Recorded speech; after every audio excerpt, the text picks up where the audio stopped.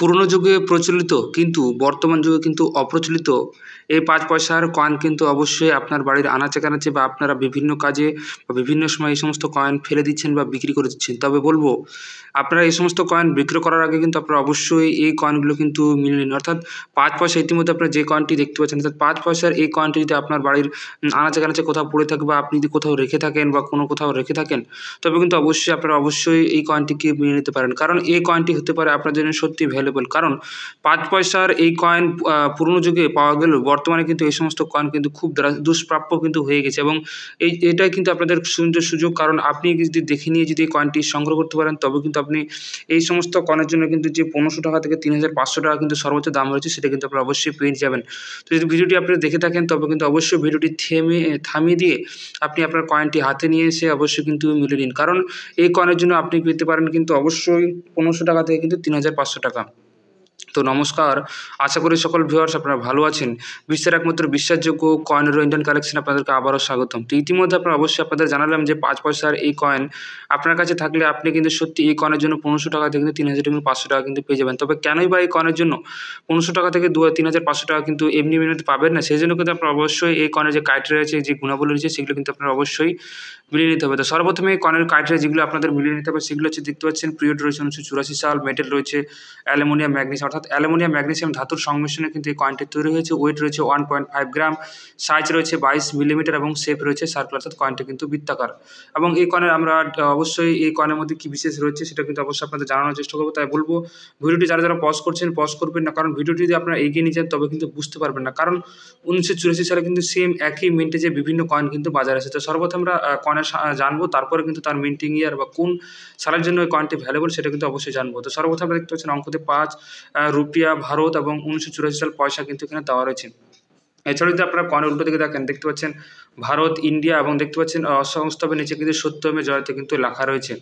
এটা কিন্তু আপনাদের অবশ্যই মাথায় রাখতে হবে। এবং দেখতে পাচ্ছেন ১৯৮৪ সালে, অর্থাৎ ১৯৮৪ সালে কিন্তু ২টি মিন্ট, অর্থাৎ কলকাতা ও হায়দ্রাবাদ। যদি আপনারা দেখেন ১৯৮৪ সালে, ঠিক একই রকমভাবে ১৯৮৪ সালে কিন্তু দেখতে পাচ্ছেন কলকাতার ২টি মিন্ট এবং পার্টিকুলারলি কিন্তু ১৯৮৪ সালে কিন্তু কলকাতা মিন্টের দ্বারা কিন্তু একটা কয়েন কিন্তু বাজারে এসে আপনারা দেখতে পাচ্ছেন। তো আপনাদের এই মধ্যে যেটা বাছাই রাখতে হবে সবচেয়ে বিষয়, যে ১৯৮৪ সালে ঠিক একই রকমভাবে ৫ পয়সার কিন্তু কলকাতা মিন্টের ও হায়দ্রাবাদ মিন্টের দ্বারা এসেছিল। কিন্তু সেগুলো কিন্তু নরমাল সার্কুলেশন। আর এখানে এক্সট্রা অর্থাৎ এটা ভ্যালুয়েবল হওয়ার কারণ আপনাদের বলে দিচ্ছি, দেখতে পাচ্ছেন অশোক স্তম্ভের নিচে কিন্তু সত্যমে জয়তে থাকতে হবে। অশোক স্তম্ভের নিচে সত্যমে জয়তে। কারণ এই মিন্ট ১৯৮৪ সালের মিন্টের কলকাতা মিন্টে যদি আপনার কাছে এই কয়েনটি থেকে থাকে, তবে কিন্তু সেখানে কিন্তু আপনারা অবশ্যই অশোক স্তম্ভের নিচে কিন্তু সত্যমে জয়তে কিন্তু লেখা পাবেন না। কিন্তু ১৯৮৪ সালে যদি আপনার কাছে কলকাতা টাক্সালের এই কয়েনটি থেকে থাকে, তবে কিন্তু আপনারা অবশ্যই এই কয়েনের যে সত্যভাবে জয়তে রয়েছে, অর্থাৎ অশোক স্তম্ভের নিচে কিন্তু সত্যভাবে জয়তে লেখা থাকবে এবং কয়েনটা কিন্তু সেম এই শেপে থাকবে। আপনাদের আবার কাছ থেকে দেখানোর চেষ্টা করছি, দেখতে পাচ্ছেন অশোক স্তম্ভের নিচে এখানে সত্যভাবে জয়তে কিন্তু অবশ্যই লেখা থাকবে। এই সাইডে ভারত, ইন্ডিয়া ও অন্যান্য কয়েনের সেম থাকবে, কিন্তু দেখতে পাচ্ছেন অশোক স্তম্ভের নিচে সত্যভাবে জয়তে এবং এখানে কিন্তু কোনো চিহ্ন থাকবে না। এটা আপনাদের অবশ্যই মাথায় রাখতে হবে। ১৯৮৪ সালের নিচে কিন্তু কোনো চিহ্ন থাকবে না, সেটা কিন্তু কলকাতা টাক্সালের কয়েন। এইভাবে আপনারা বুঝে নিতে পারবেন যে এটা হচ্ছে আসল সত্যমে জয়তে পয়সার কিন্তু আসল কয়েন। আবারও আপনাদের জানিয়ে দিচ্ছি যে কয়েনের পিরিয়ড রয়েছে ১৯৮৪ সাল, ধাতু রয়েছে অ্যালুমিনিয়াম, ম্যাগনেসিয়াম, ওজন রয়েছে 1.5 গ্রাম, সাইজ রয়েছে 22 মিলিমিটার এবং স্কোয়ারের, দেখতে পাচ্ছেন স্কোয়ারের কিন্তু চিহ্ন কিন্তু অবশ্যই আপনাদের এই কয়েনে থাকবে। এবং আপনারা অবশ্যই ধৈর্য সহকারে দেখলেই আপনারা বুঝতে পারবেন যে অন্যান্য যদি আপনার কয়েন থেকে থাকে, সেখানে কিন্তু সত্যমে জয়তে কিন্তু লেখা থাকবে না।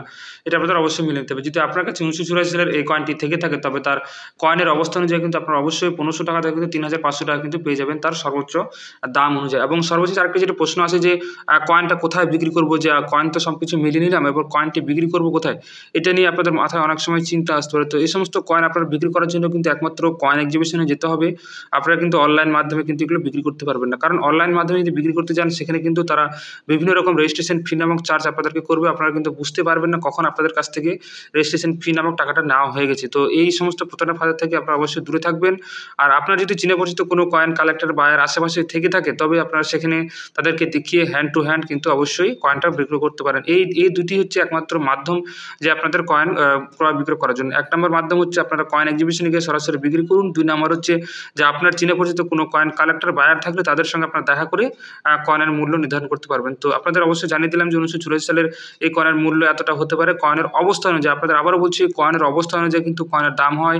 যদি আপনার কয়েনটি দেখতে পাচ্ছেন ভেরিফাই, নেক্সট ফাইন, ইউএনসি অবস্থায় থেকে থাকে, তবে কিন্তু এই সমস্ত কয়েনের এতটা মূল্য কিন্তু নির্ধারণ করা হয়। এবং সর্বশেষ জানিয়ে রাখি যে অর্থাৎ কয়েনেরও ইন্ডিয়ান কালেকশন কিন্তু কোনো কয়েন ক্রয় বিক্রয় করে না। কয়েন সম্পর্কে বিস্তারিত ধারণা আপনাদের মাঝে খুব সুন্দর ও ভালোভাবে কিন্তু তুলে ধরার চেষ্টা করে। তো আজ এই পর্যন্তই।